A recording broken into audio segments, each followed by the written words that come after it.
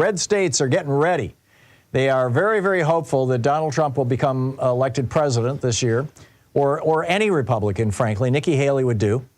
She has the same opinion of Medicaid as, and they're getting ready. Idaho, Missouri, South Dakota, the Republican officials have launched a substantial, they're laying the groundwork to launch a substantial overhaul of Medicaid.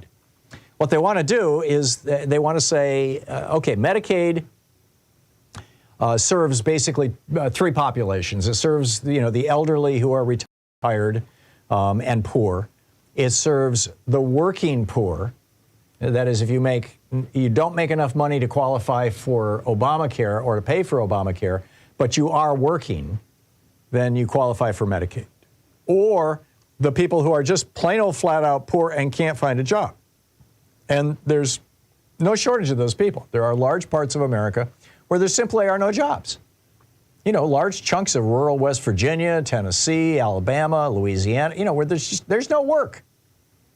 So the Republicans, they don't want people getting Medicaid. They don't want, this goes back to Ronald Reagan. I mean, the Republicans and David Koch running for president or vice president in 1980, they don't want their taxes raised to pay for the medical care of poor people.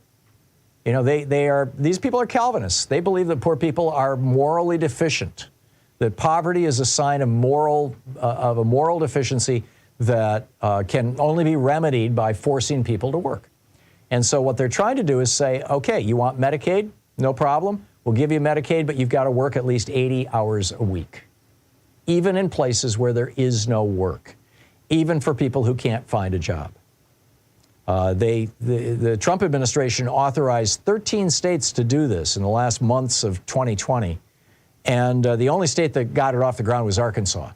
And they kicked 18,000 people off their Medicaid rolls for not having a job before a district court judge blocked it and said, wait a minute, this is a violation of the rules for Medicaid. There's nothing in the rules that says you have to have work.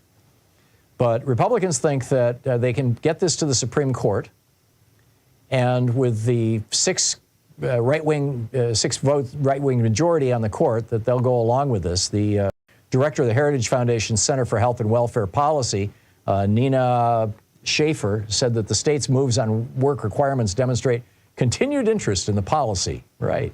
She says, it shows that states are being proactive. They're not just behind the scene waiting to see what happens. That's signaling to Congress and a new administration that, yes, we are still interested in pursuing this. Can we get it back on track? Yes, let's cut millions of Americans off their health care. Brilliant idea, right? They don't need health care anyway. Just let them die. They're poor people after all.